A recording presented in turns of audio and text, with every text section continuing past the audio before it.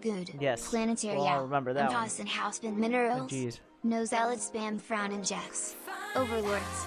Creep. Brutal's brain hurt out 20 minutes lolling so many minerals. Literally, Brota's brain hurt, ow, 20-minute lolling so many minerals. I'm just gonna read that again. My silver 3 to 2 promo. BCs are good. Planetary, ow. I'm toss and house spend minerals. No zealot spam, sad face. Injects, period. Overlords, period. Creep, period. Brota's brain hurt, ow, 20-minute lolling so many minerals.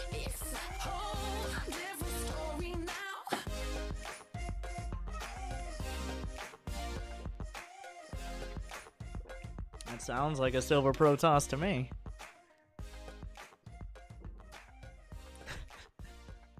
It does.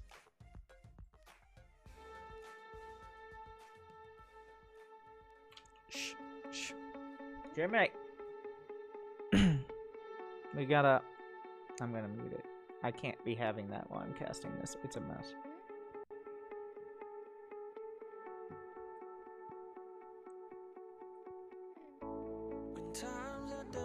Yes, we're actually into the game now, believe it or not. Or are we? We're in the settings. Am I missing anything? No, I don't think so. We're good.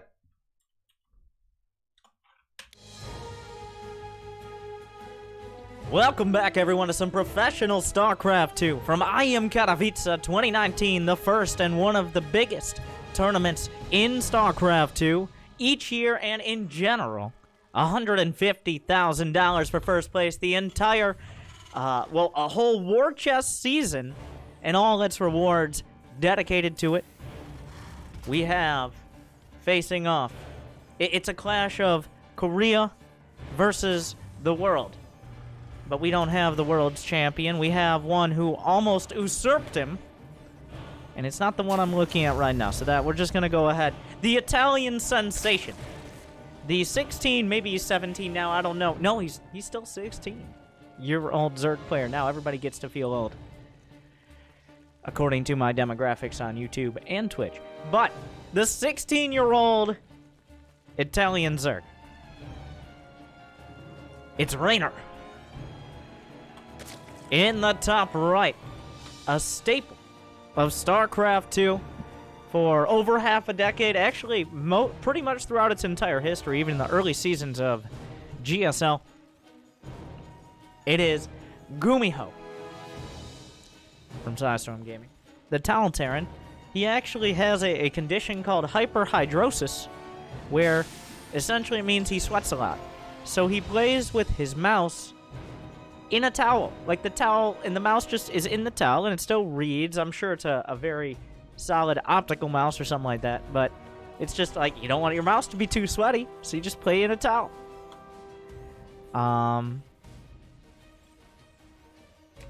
Alright, moving on. This was played, I believe, in the group stages of IEM Katowice. It's a best of 3, as these players are fighting their way out of the groups. Both of them, so this should be, and I think will be, a very interesting series, because they're both kind of an off-brand style. They're not the players you think of as the standard for a race. Gumiho is the mech innovator. He pretty much determines what mech styles are and are not going to be used, whether through failing or succeeding with them. He's one of the first early adopters of both the old and the new Cyclones, and then also the old Cyclones. The Cyclone has had a confusing and tumultuous history, but Cyclones as they are today, at least as of this tournament, he's also a big fan of those. Reynor, on the other hand, while a very high multitasking player, a fast player in every sense of the word, both APM and ability to get things done on the map, struggles against that mech style. I've actually watched many, and by many I mean like 5 to 10 games of Gumiho versus Reynor, and Reynor has always kind of felt like he's nibbling at the edges, but he's not exactly sure how he wants to deal with the mech. I'm assuming at least one of the... If I keep talking about mech and he just goes bio 2-3 games in a row, I'm going to feel very dumb. But It's fun to talk about. And part of the reason we're talking about it is the standard textbook starts from both sides. Reynor, he pulls off a gas, he gets a quick 3 hatch, a handful of lings, and with the hatch first, he's gonna end up with your standard Zerg opener. Defensive, not trying to all in. He's gonna add on some additional queens to deflect any early Terran pressure. Speaking of early Terran pressure, Gumiho has a reactor factory pumping out Hellions, a Viking on the way. Looks like he's gonna switch over to that. Whoa, okay, wait a second. A siege tank. Now this is something different. One of the big dangerous strategies that have become common for Zerg players, quick Nidus. It's hard to stop, especially if you don't have those high damage units like tanks, because they have so much armor. I feel like this is partially Gumiho saying, like, I'm not 100% sure if you're going Nidus. He got a Reaper close, but he didn't get it all the way into the base that recently it was taken out. So, partially an admission, like, if I don't have something like a tank or cyclones or something like that, the Nidus could potentially kill me. And also, wanting to get his third base safely. It's a bit of a different brand, as I mentioned earlier. A different brand of Terran play that he subscribes to. He doesn't try to copy other players. He has his own style, and he's quite good at it. It's going to be a 3 Hellion... Wait, the Reaper was not killed. Was a Reaper killed? No, I lied to you. I apologize. I would like to make a statement. I lied to you.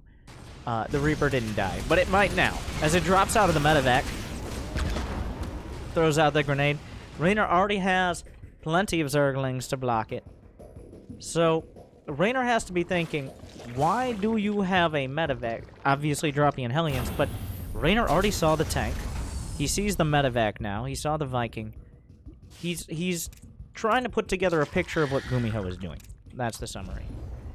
But Gumiho has denied solid information at every turn. Obviously, Lings weren't getting in. The tank itself is a bit of a giveaway. It is going to be mech, but Reynor does not know that. And not knowing mech for a time can end up being devastating. Now, speaking of devastating, this is a really awkward attack. Because it's... Oh, whoa, Reynor backstabs, catches a tank. Okay, that makes things a little easier. There is a landed Viking, a couple Hellbats, giving away the fact there's an armory, a tank, about 8 Marines, and a medevac. So, it seems like a whole lot of pieces of nothing added together to make something. But losing that second tank, that ability to just do so much damage on initial volleys that Lings can't engage, is gone. Until +1 Carapace, tanks one-shot Lings with their splash damage. Obviously, they one-shot with single target. They hit really hard. But the splash damage is very significant. Until +1 Carapace is done, which we're 3 seconds off. It's done now. Zergling counterattack finds its way into the third. When the Banshee comes out to defend this, the Hellion count already, I think, has given away that this is more than likely mech. A tank sieging up. He's going to be able to deny Reynor's 4th base. The Orbital Command taking a lot of damage. The Hellions will eventually clean up the Lings. 5 SCVs went down. The Lings and Queens will clean up this light attack to the top left. But denying a 4th base against a player who's really heavy on, well, who needs larva. He's got 68 drones. He's going roaches and Lings. He can't. He's not building like swarm hosts or hydralisks. He needs every bit of larva. And the longer he goes without a 4th base, the longer he goes without that additional production, the harder it's going to be to put it on the field. And you already see Reynor a little bit struggling to spend his money. Now, the extra upgrades, not extra upgrades, but additional upgrades being added on. Reynor has confirmed its mech. He's going into roaches. The Lings have kind of lost their value now. A few counterattacks in the early game are good, but at some point, the Hellion count and upgrades will get too high, and the Lings just won't do anything. So swarm hosts and roaches are on the way. I guess I stand corrected on that. Roaches boxing out. Reynor will commit to taking that top left corner again. Wants to work off the creep spread. He has 5 queens. The upgrades for Gumiho, he's focusing on the mech armor upgrade. Now, this is because most of his units, he's going for the Cyclone Hellion mobile composition. The HELLCLONES, rather, which is way more fun. The HELLCLONES. And with Blue Flame, as well as the Cyclone Lock-On upgrade, the actual just base damage of these units is not that important. What's important is they live to micro back, to stutter step, to maximize cost efficiency. So that's why the mech armor is a priority. And remember, it also applies to air units as well.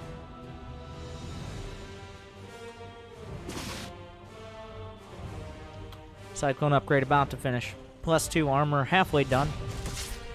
Right now, Gumiho, the biggest mistake you can make is losing groups of Cyclones before it's really necessary, or you can trade them out. When he doesn't have that upgrade, he has to be very careful, because the Roaches, Ravagers, and Lings can easily jump on it. But once that upgrade is done, the additional damage to Armored is... It's a little disgusting. I will say that. But Reynor is just spotted out by the barracks. He sees the Locust now. He didn't really register them earlier, but he's going to be able to back out in time. The barracks, the real MVP here for Gumiho. Reynor using the Locust to kind of box out the HELLCLONES. Some Cyclones at the front, the Hellbats behind. Oh, the Corrosive Bile's actually finding some connections. The only anti-air is the Queens. The Queens are off the creek, but they're ready to fight. Brenda, I didn't sign up for this, but it's a party now. They are quite slow, but they got plenty to back them up. Not that much in the way of Cyclones and Hellions, but they can't be caught very easily. He just drives them back. We stutter back and forth. There's a ton of micro potential. They can shoot. Oh, they're the Phoenixes of the ground. But the Locusts are coming in. There's just so many Zerg units. The Locusts dropping down in front. The tanks being targeted on the center mass. Nice moves by Gumiho. The concave is incredible. The depots forcing them into even more of a choke point. But Reynor continues to pile through the front, staying almost incessantly at 200 supply. The Queens in the back with the transfuse, but is it enough to actually break through? Now, the big deal is the Locusts. The Swarm Host. He hasn't lost the Swarm Host. Eventually, those Locusts will come back, and they'll be flying again. A single Liberator shows up. 77 SCVs for Gumiho, but those SCVs not particularly great at fighting Roach, Ravager, Locust. Another round of Locusts coming in. He tries to lock onto as many as he can. The Hellbats can tank a lot of the damage in front. Corrosive Biles knocking down one of the Liberators. There's one more where that came from. The Queen's still stuck in the corner. The anti-air super limited. The damage starting to stack up for Gumiho, but Reynor refuses to go under 200 supply. The Zerg will not stop, and he's pushed back to his natural. The third base is essentially gone. The last base, the last place he can make a stand is going to be the third. Reynor continues trying to batter down the defenses. He still has the Swarm Hosts, which aren't that supply effective, but as each cooldown comes up and he continues to get more and more value out of them, they really add up. And they're not an expensive unit in and of themselves. So Gumiho has a planetary at what was once his fourth base. The third has been forced to evacuate. Gumiho still has a lot of SCVs, but that could change soon. When does he decide, if ever, to pull the boys? One of the Liberators gunned down by the Corrosive Bile. The Swarm Hosts are on cooldown for a time, but is there any way to take it? No, the Locusts! They killed the base! That's why they were on cooldown. And in comes Reynor, bashing through the front. Gumiho not able to get nearly enough damage done early to slow Reynor down, and Gumiho will now be stopped. 190, it's over. Gumiho trying to hold on, but there's no comeback potential here. Reynor still has 70 drones. There's not any particular tech that's going to bring Gumiho back into this game. He doesn't have a bunch of tanks to just push across the map. The Cyclones, disgusting damage, I did mention that. But 52 SCVs. And then the Locust flank. Cyclones are so slippery. But still. When you waste lock-ons on Locusts, doesn't help much in the long. The Queens! The Queens come in for the finish! And some drive-by transfuses. The Queens are still around. Get all their energy out. 3 kills, 7 kills will finally be brought down. A storied military career for those Queens. But Gumiho is doing a whole lot of not dying, but not a whole lot of anything else. As the Locust will zone him out again. Some scans. These are the scouting scans across the board. Not so much to actually figure out what to do, but get an idea of how much economy Reynor had, how much tech. Gumiho should be tapping out. Well, I mean, maybe one more attack. Really try to work forward. But it's going to be 3-2. 2-3 upgrades, plus 2 ranged attack, plus 3 carapace, rather. There's Hive Tech already done. Some Vipers. Where are they? There they are. Hello. And this should seal the deal. Gumiho is scrappy Terran, but this time it's not enough. Yoink. Yoink him! Tactical yoink!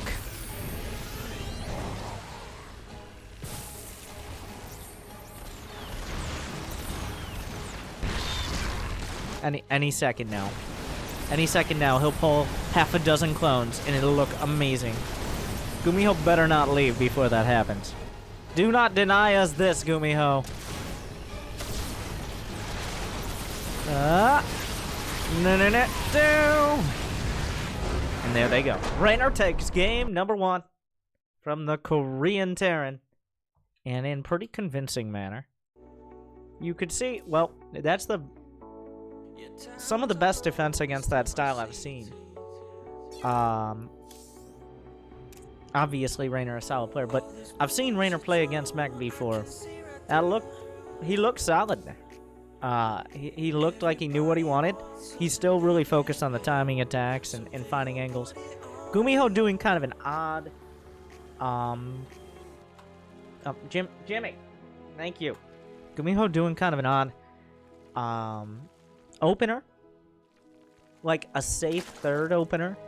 But when you do invest in multiple siege tanks early, it slows down a lot of the rest of your tech. And that's the reason Terrans in the past have preferred to go for Hellions or things like Banshees. Things that can more reliably do damage on their own. You're not walking across the map sieging up a tank and praying. This isn't Bronze League Heroes. Gumiho's going... Is that command center first, or is he just going to wall off the low ground here on Kairos Junction?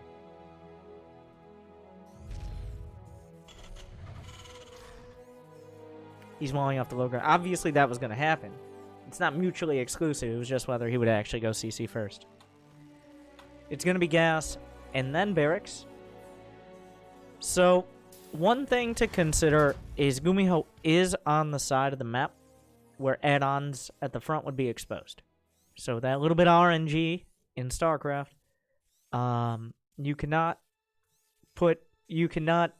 designate the place your add-on is. It's always going to be to the right side of that Rex, that right corner. So we'll see if that does have any factoring. Well, if Reynor factors that in at all. Reynor definitely, like you saw it there, definitely someone to pull the trigger on a timing attack. He will tack behind if it doesn't seem like it's working out, but if he sees an opportunity, if he smells blood in the water, he's looking to finish him off.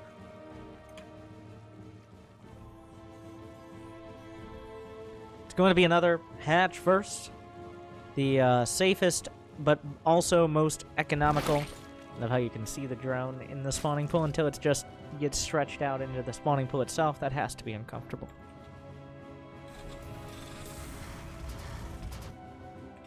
First Reaper. So things, well, besides the Wallen being on the low ground near the natural, things will be opening up mostly the same way. Kairos Junction, a map with a shorter rush distance and more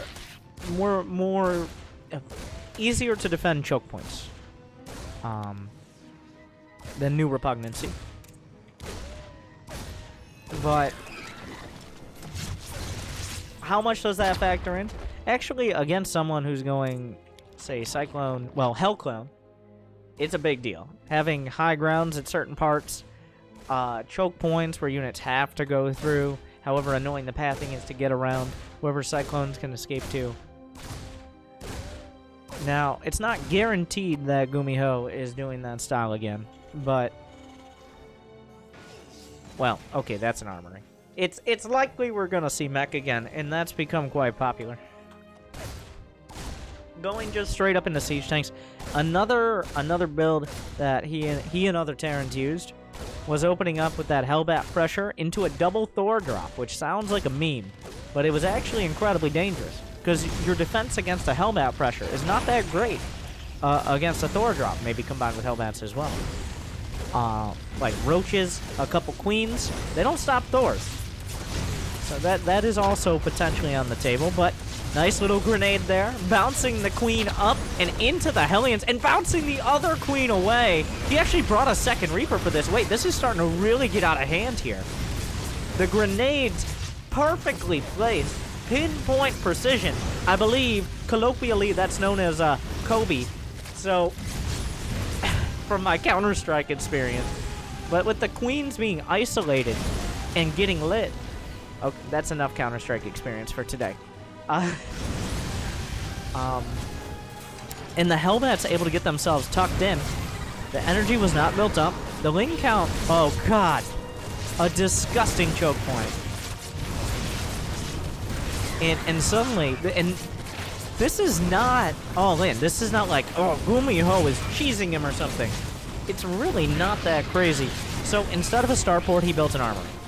That was the difference. Instead of a starport, he built an armory. And that decision has paid off. Right now, the unit's lost 30 Zerglings, 4 Queens, to just 3 Reapers, 3 Hellbats, and a Hellion. Depends on what they're transformed into, of course. The Overlords now get a perfect scout, and the Queens say, yeah, a little bit late. You gotta be very careful with how you micro the Zerglings here, too, because Hellbats do damage in a cone. Oh, God. Trap the other. Oh. Takes the Queen down with him. Part of this is just the outright damage, and the other is the simple fact that whenever you build Zerglings, or even Queens to an extent, that's not building drones. So right now, Gumiho has more workers. He has his production up. He's getting a 3rd command center. He's starting his upgrades. And Reynor has roaches. He doesn't have a lair. He doesn't have Evo chambers. He now says, like, well, I guess I gotta go for it. Gumiho, you see, is already scouting for this. He's looking for it. He's trying to figure out, are you just gonna drone up? Are you gonna try to macro out of that? Which is maybe difficult, but not nearly impossible. Or are you gonna try to hit me? And he said, well, he figures out he's gonna try to hit him. A tank about to pop out. He is still going for the, what is the actual name of it? Magfield Accelerator, right? Is that, I don't, what? Yes, Magfield Accelerator. It allows you to do extra damage to armored with the lock-on, so super effective against things like roaches, overlords. I mean, the lock-on's already good. It's already good on its own, but once you get that, roaches become very sad. A huge attack is coming in. Reynor giving it his best shot here. Unfortunately, the add-ons, as I mentioned, exposed on the outside. He chose to put Magfield Accelerator on the most exposed tech lab, which seems like a pretty big mistake now, as he loses it when it's 2/3 of the way done. He restarts it on one of the other command centers, or what? No, tech labs. And Reynor will be able to deny that, but he has to drone out. He's building a lair now. While it feels like, he slowed down the upgrades. He's stopping the 3rd. The simple fact is Reynor's economy and his tech are pretty far behind that of Gumiho, even with the 3rd not able to land for a bit. There's also going to be a Hellion drop out here. Gumiho knows with all these tanks, he can definitely split these up. Reynor made so many Zerglings. That is a lot of Zerglings. How many? He's got 62. What? That's an insane amount of Zerglings. And they can't really do much here. They would want to be on the other side of the map, helping these drones not get roasted. He's going to try that. The Lings are on the way back. It's still just not going to be great to fight these things. The Hellbat's getting on top. He's going to go to the other base. At the same time, Reynor is counter-striking on to the 3rd. What does it mean, the counter-strike stuff? But the mech army comes down. Can he even fight it? The tanks will not siege until they're safe against the Ravagers, so Corrosive Bow doesn't come up.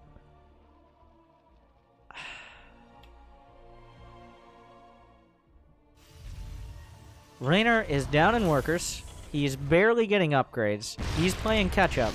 That decision to try to go for an all-in, I'm really surprised he made it because he had overlords in the base and he saw what was going on.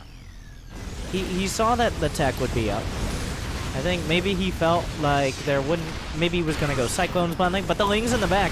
Reynor's got to make something happen. He's dropping the corrosive bombs on top. He'll be able to knock down a couple of the tanks, but a couple stay intact, and each hit is so devastating. He moves his way by, the splash damage being spread out there, but there's no way Reynor is breaking this base. +1 armor, +2 armor is about to finish for Gumiho. Reynor is still struggling to put an army on the field. He's trying to catch up. He's not trying to get ahead, even if he's ahead on supply, and he's not.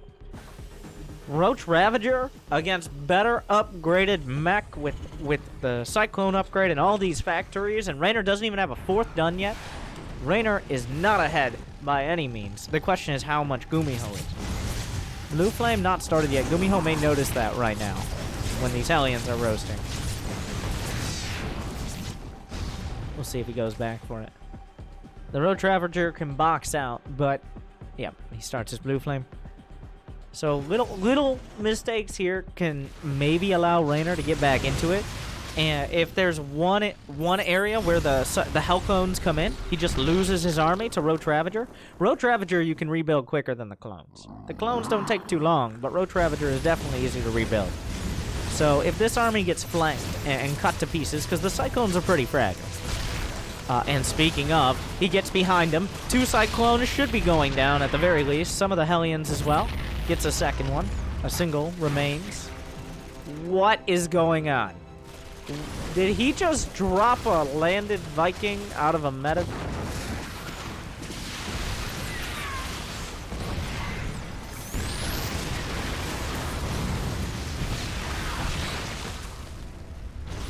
The Cheeto dust is over all the Ravagers. I'm surprised that Reynor's continuing to engage. Maybe he thinks he has an opportunity here. There's not that many siege tanks. The Cyclone production has continued, and since he killed some, that really encourages Gumiho. Reynor's actually breaking through. Has Gumiho made the classic mech mistake of just being spread too thin?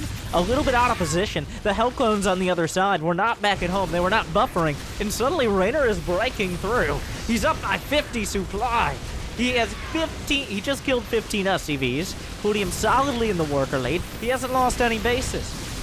Reynor just breaks through the front. What an unexpected tactic to just bludgeon Gumiho here. 168 to 113 supply, but +1 vehicle weapons finishes.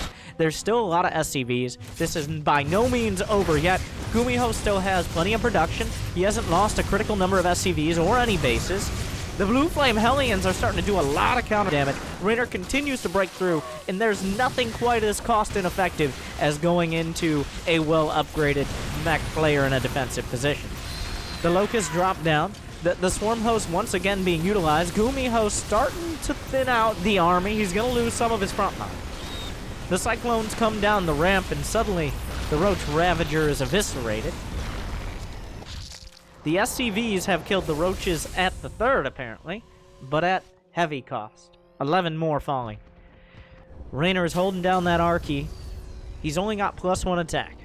Now, he's committed. He's going down this road. He can't do a U-turn now. He has not done enough damage for that. He needs to keep making Roaches and Ravagers. He's got to continue on the lair tech. He's just got to keep trying to take decent trades. He's not going to take good trades. That's barely possible against Cyclones. He's got to take decent trades. And these are pretty good. The armor upgrades showing their strength here. The Cyclones microing back. Gumiho trying to hold the line. A single Banshee adding so much damage because there's nothing that can reliably take it out. Another round of Locusts will zone out. Reynor continuing to build Roaches. 153 to 93 supply. Both sides will back off a little. Reynor has little creep spread. He just... There's no easy defense here. He can't let Gumiho sit back, despite the fact he pushed him all the way back to his main. He does not have the army. That army isn't getting in position again, is the simple version. Oh, God. The Hellions find a little bit more damage. 58 to 46 workers, but this is still a tough position. Reynor has tough decisions to make, whereas Gumiho has very obvious ones. Gumiho just keeps rebuilding. He tries to put together the 4th. And he zones out Reynor as much as possible, doing harassment. Whereas Reynor has to decide, do I tech up or do I hit him again? And it looks like teching up is the choice. He's realizing there could be more Banshees. There could be more tech. At some point, I won't have the cost effectiveness. I'm going to need Hive Tech. Hive Tech is on the way. Reynor has dragged himself back into the game, but it's by no means over yet. A lot of roaches getting found out. The Cyclones drive across quite quickly, and this may have been a mistake. The sensor tower came up at a fortuitous timing, and these roaches will just be slaughtered. These are not units that Reynor can just immediately replace. He's not at the maxed out economy. He was in the last match. Some of the air units. He might be noticing the Hydras now. +2 ranged attack is just now about to finish, bringing him a little closer to the 1-2 upgrades of Gumiho. The creep helps out a lot against the Hellions, well, the HELLCLONES here. The Locusts are there defensively. You never want to be forced to use Swarm Host defensively. Sometimes it's a necessity, but you don't. It is by far not the ideal choice. You really want to have enough time to use them on the other side of the map, and then if they counterattack after the Locusts are down, they come up again. And the supplies are drawing even. Five clones at a time. Gumiho. He helped Reynor, just the little Hellion run-bys. The little drops. Gumiho doing all that while Reynor was threatening to beat his face all the way in. They distracted Reynor and slowed Reynor down enough that Gumiho was eventually able to thin out the attack because the reinforcements were tied up dealing with all that harassment. Vipers are on the way. 3 Vipers out. Oh no! He abandoned his base! The drones! Roasting. 9 more drones. And then the army comes in again! The army going into the natural. The Locusts have to come out. One guy calls it a little prematurely. Oh my god. He's lost 22 drones in that short span of time. Reynor's down underwater in the drone count. 131 army supply. The problem is, it's one of the least supply-effective armies you can make. What you're usually trying to do is have enough economy to replace these units as you lose them. Oh god, Gumiho, stop! Stop! He won't stop. He can't stop. Oh, and the Cyclone's doing so much damage. If he can catch some of them, but even the Abduct's not... They're slowing down the rest of the army, and most of the Cyclones get away.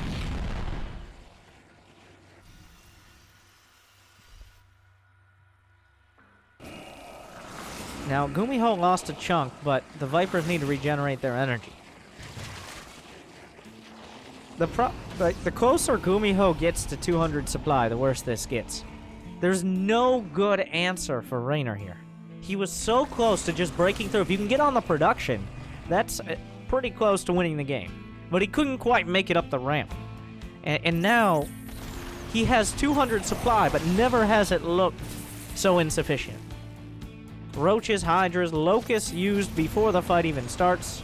If he can pull some of them. There are Hellbats in those medevacs. Usually a TVT tactic. It could work on the Hydras. Maybe target some of them down. It helps to zone out. The Cyclones at the back. He has 24 Cyclones!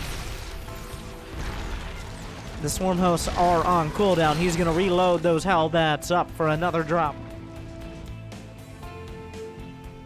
A hot drop, if you will. 4 medevacs. And remember, they heal once they're on the ground as well. Everything is revolving around, no puns intended, the Cyclones. Just making sure they survive long enough to lock on and do that damage, and then backing off just enough. He's in Reynor's production. Reynor still has 190 supply, but it's in just +2 attack. There goes the Hive. The Roaches are stopped by more reinforcements from the HELLCLONES. And they're intercepted on their way out. Gumiho having trouble jamming all those. 33! 33. 33 Cyclones. That is the most Cyclones I have ever seen in a professional game. By far. Like, by dozens. Usually 10, 15. And I think the last time I saw the record Cyclones was Gumiho as well.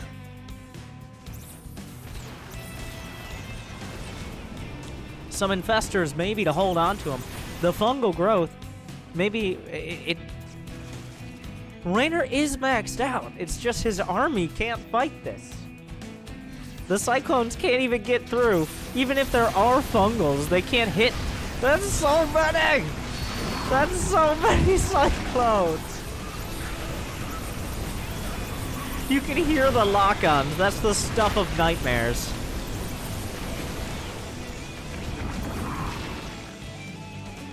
That's a noise I feel like Reynor's gonna hear in his sleep.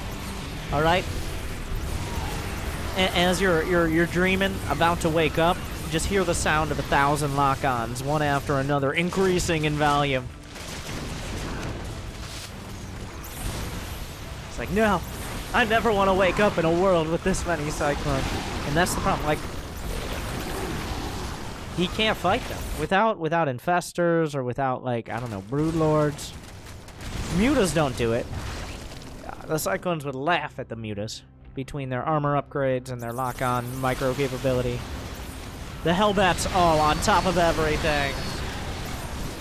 He's tearing him apart. Reynor is supply blocked somehow. He lost his Ophies. The saddest local. I think Reynor, at this point, kind of just taking some time, like, so what do I do?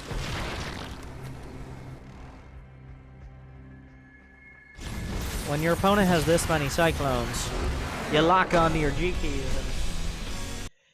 And, it really felt like, you see there, Reynor got, it felt like he got tilted a little. Like, on the first pressure, Reynor with the Hellbats, between those Reaper grenades, isolating the queens into so many Zerglings forced to be produced. Reynor felt like he had to attack. He had to own it. But Gumiho was so ready for it. It's 1-1. It's tied up. Reynor's done it before. You can do it again. Give it.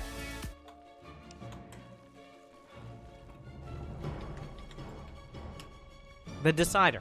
On King's Cove in the top left, the Italian Zerg player. It's Reynor. The Korean Terran meching it happen once again. The battle mech. I was going to say God, but I think that's a disservice. The battle mech engineer. Gumiho.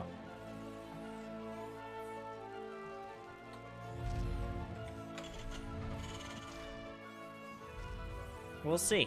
Can Reynor figure out, like, does he just attack? Does he all in? Or does he try to play pool first? Not an all in, necessarily. Just something that you can use potentially to throw your opponent off.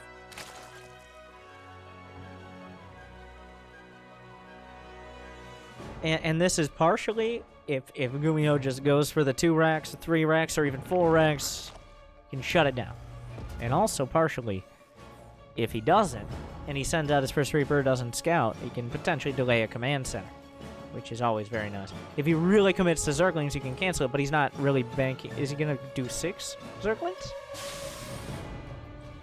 No, he used all his water. Wait, no, on Zerglings. I am not a smart man.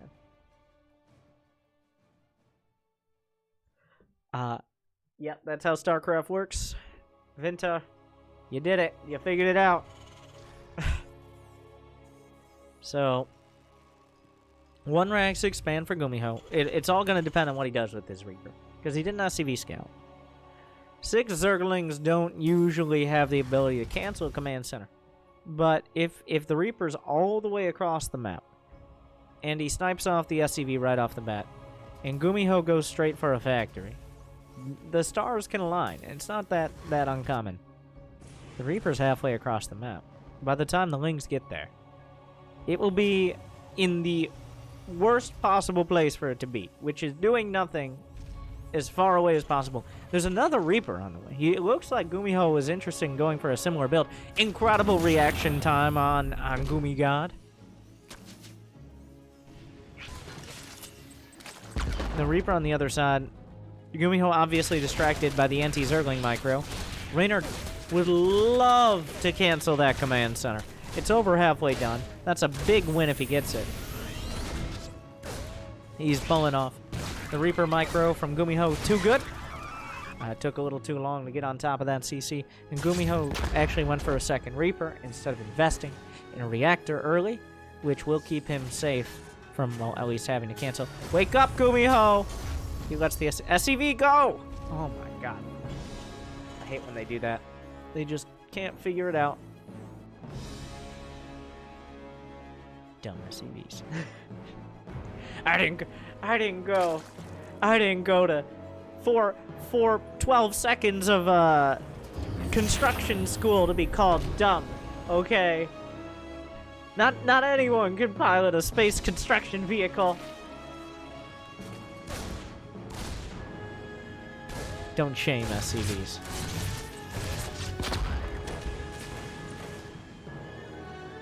As they say, hashtag SCV2. Harassment in the workplace is a serious problem for space construction vehicles. Okay? Don't shame them. Zergling speed finishes. Gumiho on top of it. Slips his way out as Reynor is trying to take a third. Are there Hellions to join up? They're working their way up on the minimap.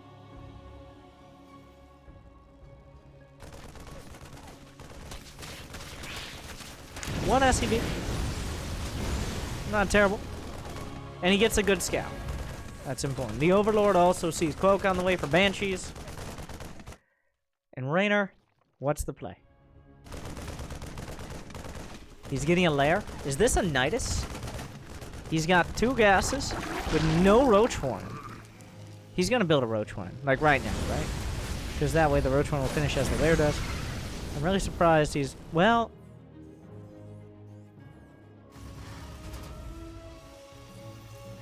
Getting this gas and getting a lair with no Roach Horn is a little confusing. Maybe he just goes for Queen Ling Nidus, like all out. Just go for it, pull the trigger. He's already seen all these Hellions, though. He knows there's a potential for Cloak Banshees. He's building more drones. What is the lair for, Reynor? Tell me your secrets. He's gonna go ahead and get an Overseer, which is important. He's just gonna make drones. It was a fake out. It's a fake! But, I mean, now Gumiho has spotted the lair. There's a Roach one. I guess Reynor now is like, oh, I guess you are making a bunch of Hellions, which is kind of surprising it took him this long to come to that conclusion. Reynor a little out of position to defend the third. Evolution Chamber partially in a blocking position. The grenade not able to bounce back. A counterattack of Zerglings is making its way into the natural. The Banshee finds itself in a nice position, but the Hellbats are coming to the front. Meanwhile, the Zerglings are at the net of Gumiho. Another Banshee slipping its way around the top. The SCVs are fighting. The only Hellion back at home dies. But how much damage are these Hellbats gonna do? He's really regretting not making that Roach one right now. The Zerglings come to the back. Those won't survive very long. They'll eat a couple attacks and then they'll be gone. The Queens trying to hold the line, trying to protect their drones. But how long can they do it? He bounces a Queen over the top to the other side. The Hellbats are getting in, and the drones are underweight. He saved it. He's lost 19 drones, though. The Banshee at this base, 9 kills. I believe there was a Banshee in the main as well. At least one that forced some drones to pull away. Despite all this, the harassment from all sides, the Banshee's doing so much damage. Despite holding the natural and counterattacking, Gumiho has been significantly more effective in killing early workers. And now here's the problem. In order to do the damage that Reynor did, he's on low tech. He's on Zerglings. He's on roaches, some Queens.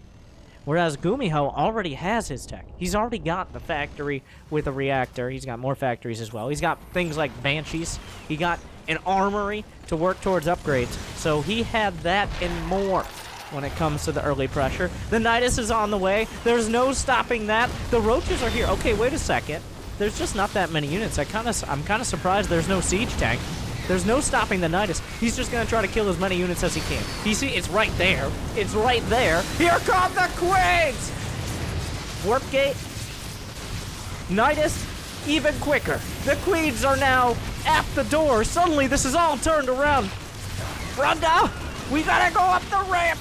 We gotta go up the ramp. We've trained for this. We trained many minutes for this. He's going up the tank, doing terrible, terrible damage. The SCVs holding the line for now. The boys were pulled. Their years of engineering school not paying off. They're pulled for their ability to die. But the meat shield, I guess not so much meat, but a robot part shield hold.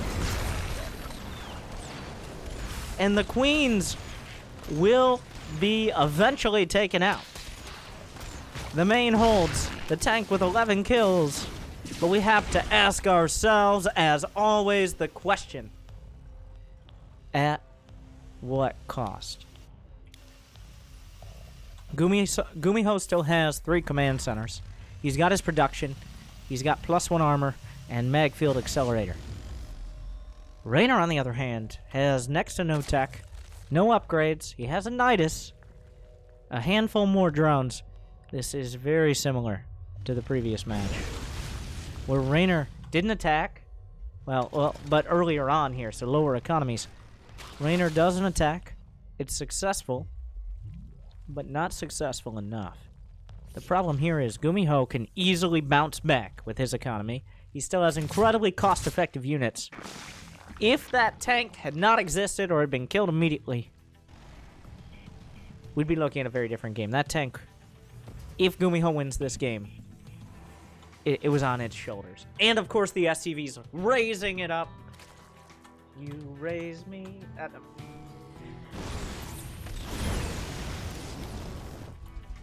Now, Gumiho's going for +2 at almost the same timing that Reynor is going for +1. You don't have to be a math expert to figure out that he's behind on that. There's still the HELLCLONE potential. Reynor's down on supply. He doesn't even have roach speed, which means even on creep, he can't really deal with these Hellions. He's almost there. Or Cyclones, more importantly. The Banshee, how many? 15 kills.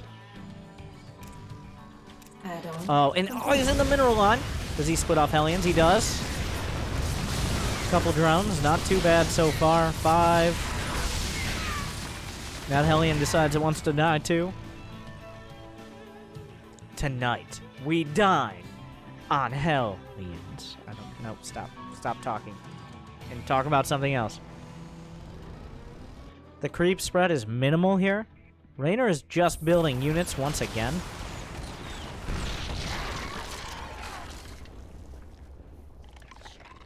Ooh, that was quite a noise. Was that a roach dying or something?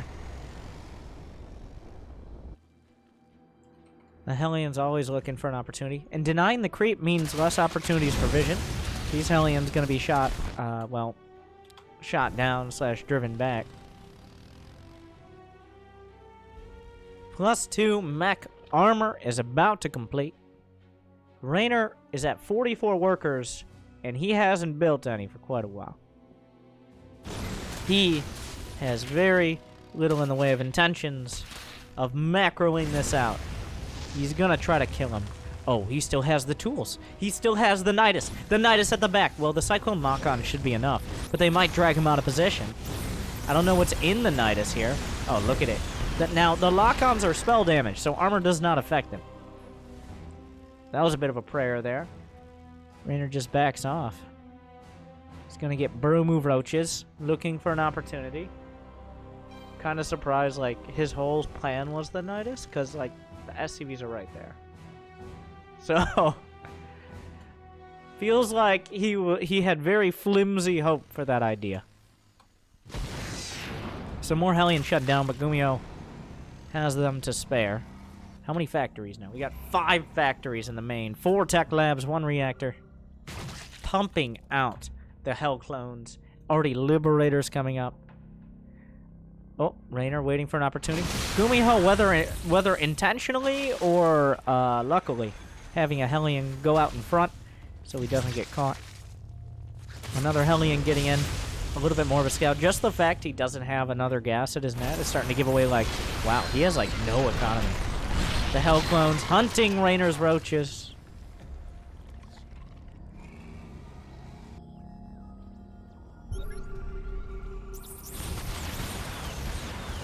God, the damage.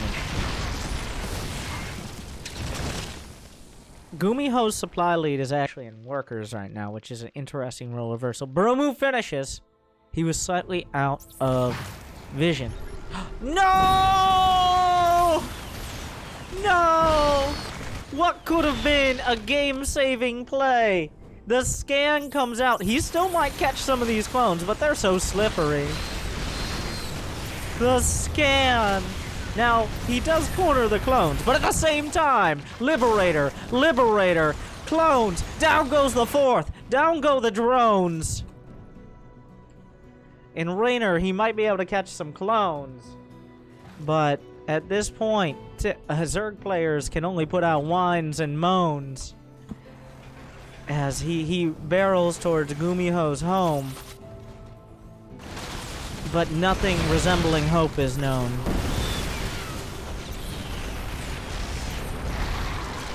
Despite a much larger army, the cost effectiveness +1 roaches against 1/2 Cyclone, upgraded Cyclone, well, tank Hellbat.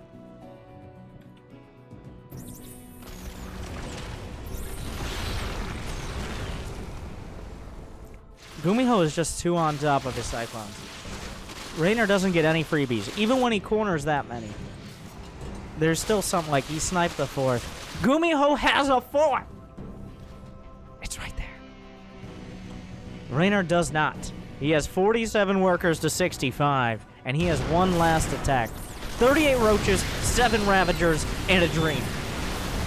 The tanks are sieging up. There's 10 of them now! The positioning is not there, and Gumiho will take out Reynor.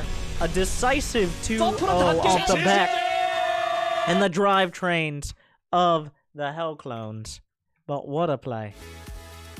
I feel like he just put on after that first game, adapting a little bit and putting on a clinic. The early armory timings really catching Reynor off guard. Always zoning out and really making those Cyclones look pretty disgusting. Let's be honest here. A little disgusting. A little disgusting. But Reynor has always had a little bit of a struggle, mentally, I think, against mech. And it's hard, because it's an entirely different way you have to play than against someone going Marine tank, for example. And Gumiho getting the better of him this time around. Thank you guys for watching. If you could pause ad block. Jimmy says we haven't run an ad throughout that whole series, so gotta run a quick ad to get that dirty esports money, as you know. Be right back. Thank you for watching.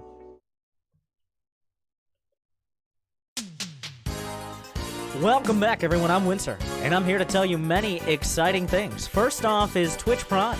Subscribe to a streamer of your choice for free every month.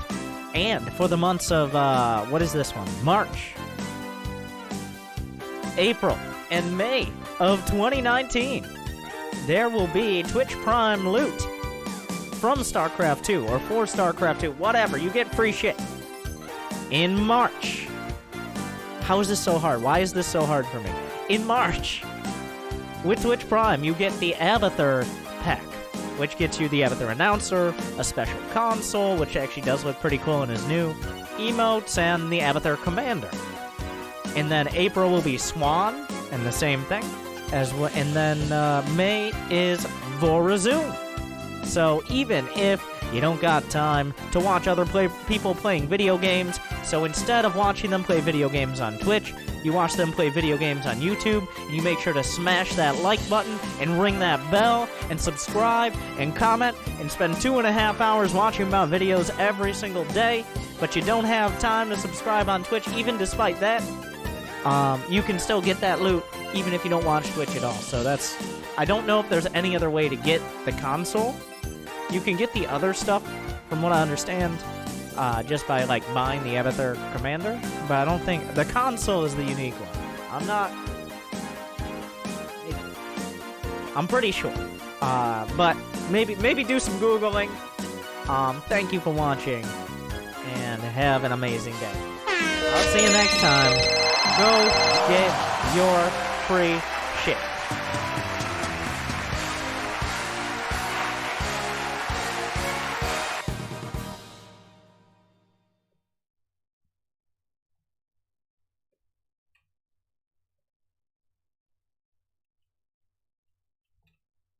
Thank you guys for sticking around.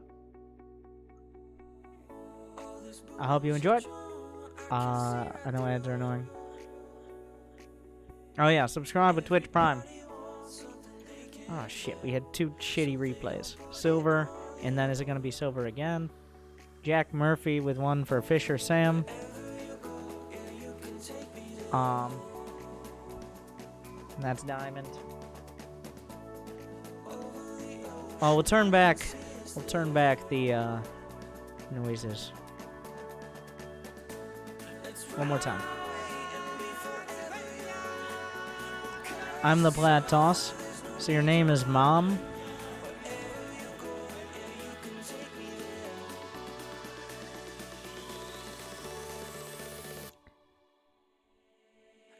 Thank you, T-Pain646 for 39 months. Ixadar as well.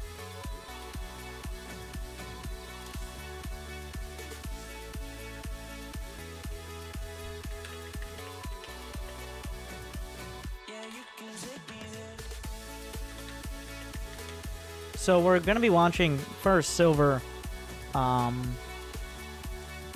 promotion game apparently from Silver 3 to 2. I don't know if you're here, Jack.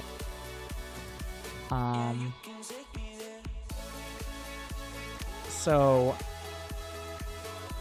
how long until I say there is no hope?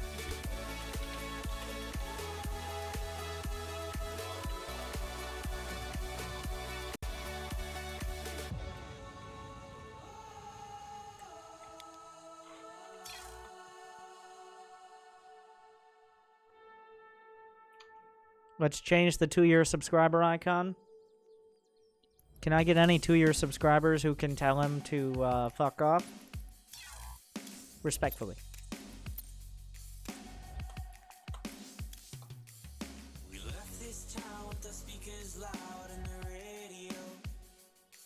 Playing old Sublime that we stole online, every verse we know. And we hadn't had a clue if we'd make it by noon or even where we go. We don't need a map, everywhere is home. We don't need a map. Alright, be right back one moment. Thank you guys for watching.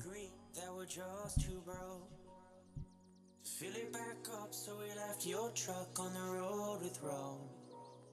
Then we found a motel with a cigarette smell, so we knew we're close. We don't need a map, everywhere is home.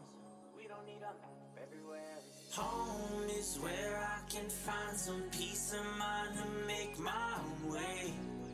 I don't know where I will end up, but I'll find it someday. Keep on searching, engine burning while we're turning it around. But don't get left behind on the road. But don't get left behind on the road.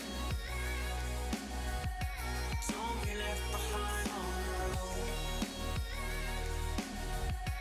Don't get left behind on the road. We play Tupac Sharak and we turn our music up when he raps about hope. We hold our thumbs high and hope someone is kind enough to give us all a ride. And we would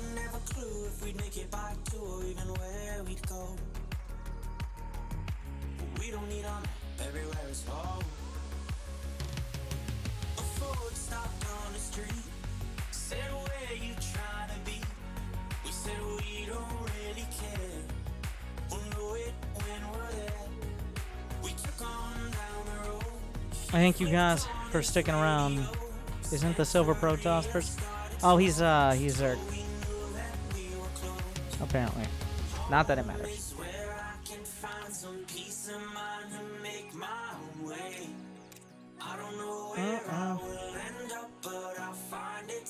Oh, so here's the deal.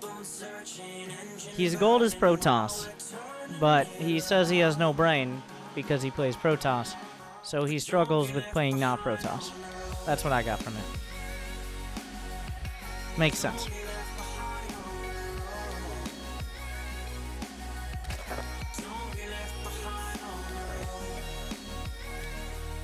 Now the important part here is not what the weird question mark. It's that there is any question mark at all. Thank you, XX Archangel Pone XX. What a name for emos.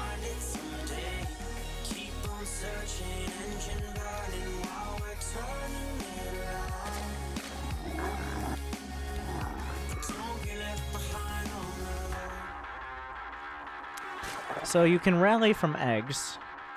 I think you know that, because you just did it. But you can also do that with overlords, which is very useful. Alright, like, we're fine. He's gonna make it 2 minutes, it looks like, guys. And now we forgot the next Obi. But that's not, like, a game breaker.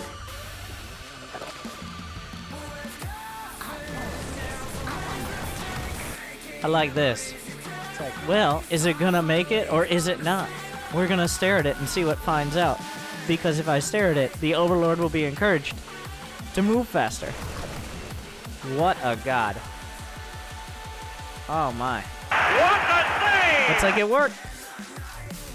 I love how both sides, on both sides, everyone stopped what they were doing and were like, is the Overlord gonna die? 600 minerals, 500 minerals, essentially nothing in production that wasn't in production before it. Nope. Was it one? I might have been. LOL. Okay, I thought that was like a one exclamation point combined somehow. Glad we got this commentary in before continuing along our build. There's no queen there. Now, you can build queens from both of your bases. It's not like you don't have the minerals. Alright. You know, just getting upgrades at this level. Now, so, you might be like, in the Silver League, to get promoted, what time do I want to get my upgrades at? And the answer, obviously, is ever. Because it's not a guarantee.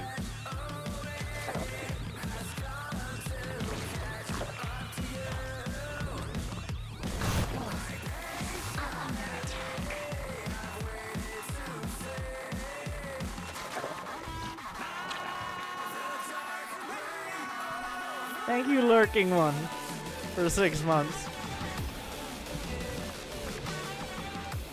A year and 37 drones. I would believe you if you said you're a struggling platinum player. So, but I repeat myself on the platinum part.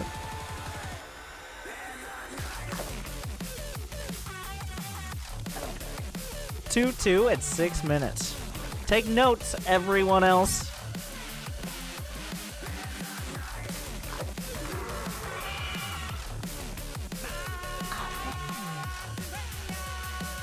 Thank you, Trav, the BAP, for that stuff. Thank you for joining us. Oh, almost back at 3,000. Thank you, guys. And now we're losing it. Now is when it's starting to fall apart. Like, need to spend my money, but the fact we got this far and you have 60 drones, like, we're good. It is amazing.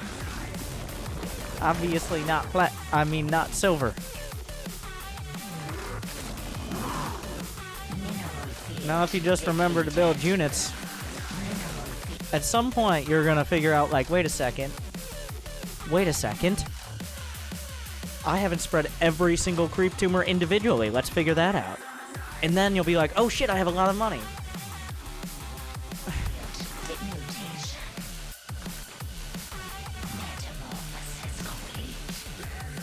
At some point, you do have to acknowledge your opponent is in the game, and he might build units. Okay, there you go. Close enough. Whatever. Double Hydra Den for those double upgrades, obviously. Like,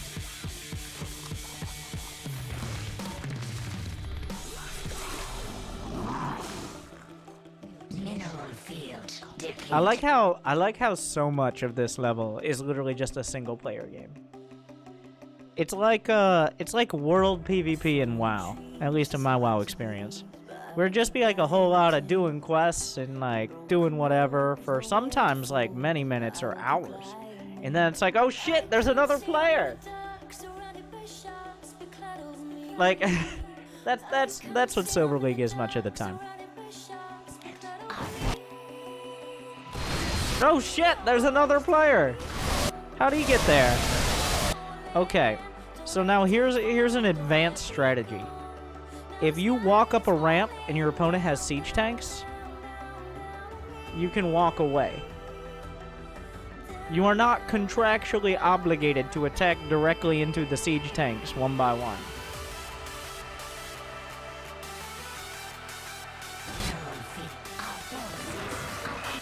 I like how you watched the first ones die. There was no acknowledgement, and then you sent in the other half. That's okay. Here's a tip. If you have 1,000 minerals, and you can't spend it, and you're not supply blocked, build a hatchery. I would say if you have no larva, but that's a bridge too far. But if you have 1,000 minerals, and you can't seem to get it under, just build another hatchery and put it on your hotkey. I don't care if you have 7 extra hatcheries in your main. As long as we're assuming you're at 60 plus drones then. Like, fucking Brood War Zerg.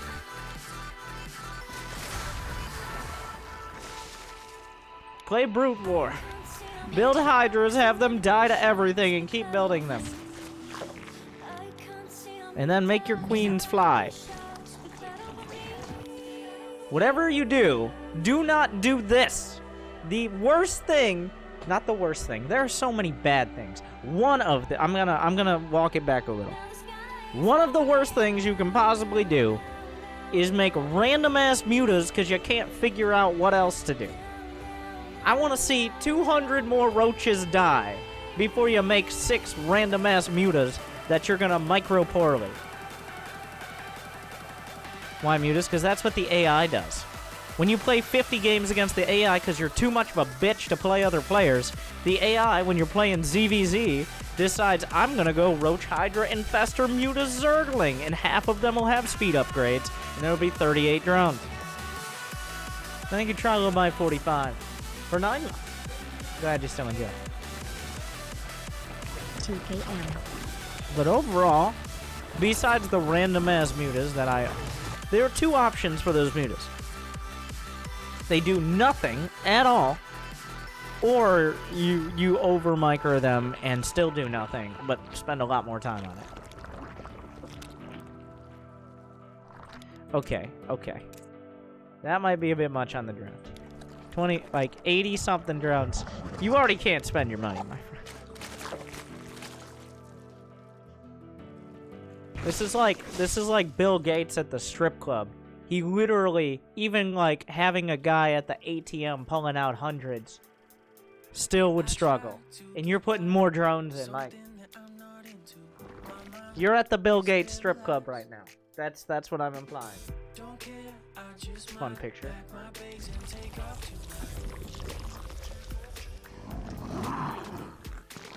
Mutation complete.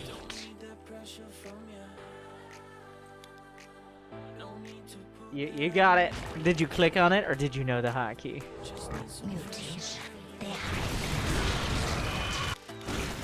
Oh god. Here comes the whole army! Alright, you guys ready for this sick mutima? If only there was a way to control, like, a specific type of unit, so that way all your ground units didn't also have to get involved.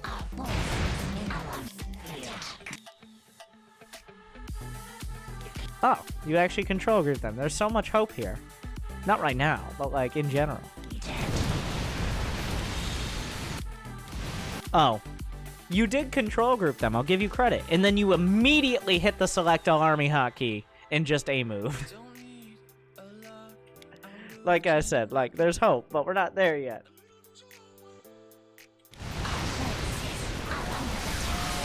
And away they go. Now, the first thing when you see your mutas all being slaughtered horribly doing nothing, your first thought should not be, oh, I need to make more mutas. I hope it isn't. Wow. It's adapting. It's adapting! Oh my god. That was a cost-efficient trade for the planetary.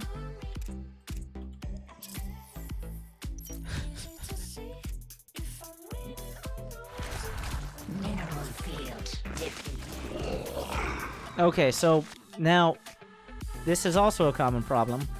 You're scared of his air units. Don't forget he also has ground units. That is important. 30 roaches. 200 supply. How long is this game? That seems about right. You gotta lose like 2 more armies, and then the 3rd army will do it, right?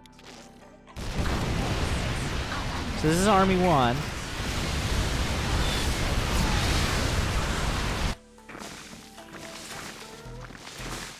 I like, you just like, ah, fuck it. Like, I guess that's gone.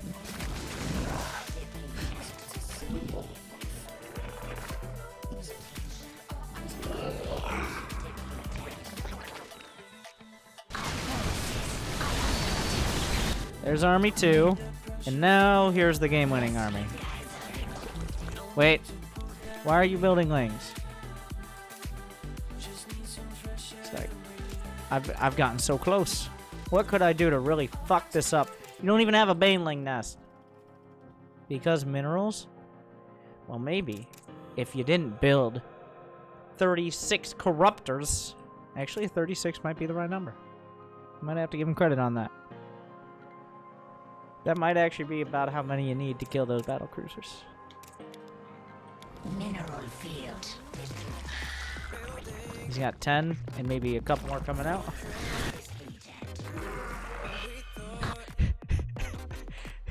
He was way ahead of me until he wasn't.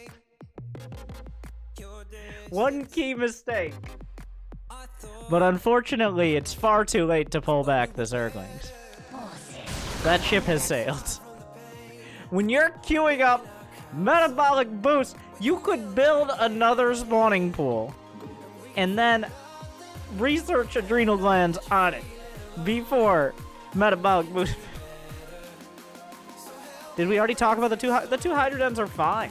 Better than no hydrodens. It's not like he's hurting for money. And they seem to have been intentional, so. At this point, you gotta build like 12 spawning pools. Just so you remember. I like how this is you setting up the army. You've just got, in the fog of war, a planetary fortress, and you're like, alright, we're making plans. What are your dreams for these 4 lings? When you see these 4 lings, and you see that planetary, and you do whatever you were doing, what are your dreams here? What are your fantasies? In what world or imagination, what do you see those lings doing with their lives? Need supply. And those 4 lings are where to find it. You're technically... might I add, this is your camera. Excuse me. I'm allergic to people who have no empathy. Look at them. Do their lives mean nothing to you? Do they mean nothing?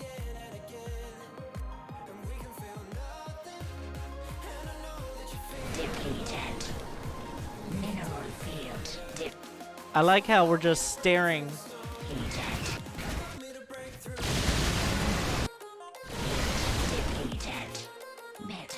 Was that also free? Did you just free up Hydra supply so you could make broodlords?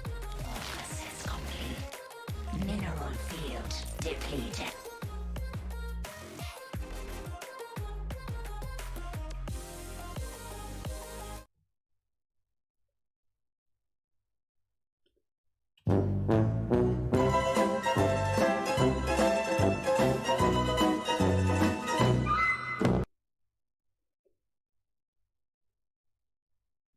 Might I add, when you were freeing up that Hydra supply, did you take note of the dozen-plus battle cruisers that he was killing your Hydras with?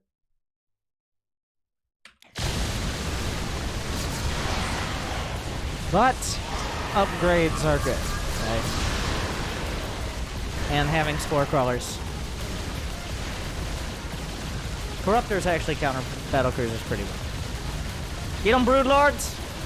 Get in front of their windows so they can't aim! It appeared to work. Now what? More corruptors.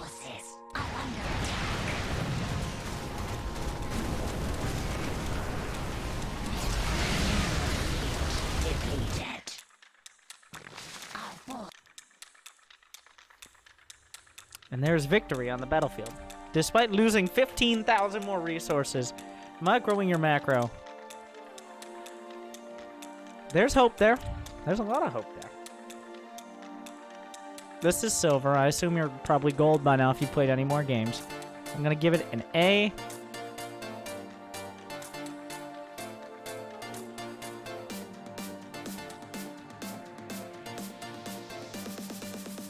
I'm going to give it an A.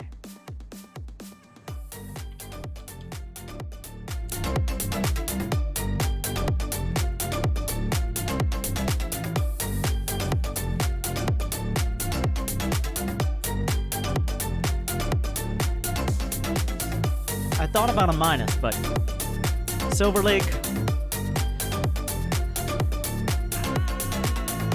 it's an A, as in I guarantee you if you're not already, you will be gold. 100%. That's what that means.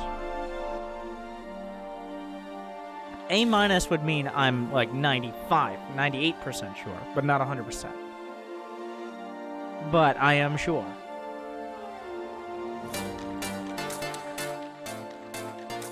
So congratulations.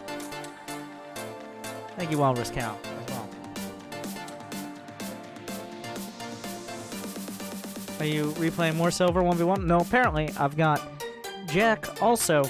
Now, what he doesn't have in Starcraft skill, and it seems to be a bit of a trend, what he doesn't have in Starcraft skill, he makes up for in disposable income. So, he has paid $10 for another replay, this time from a Platinum Protoss named Mom.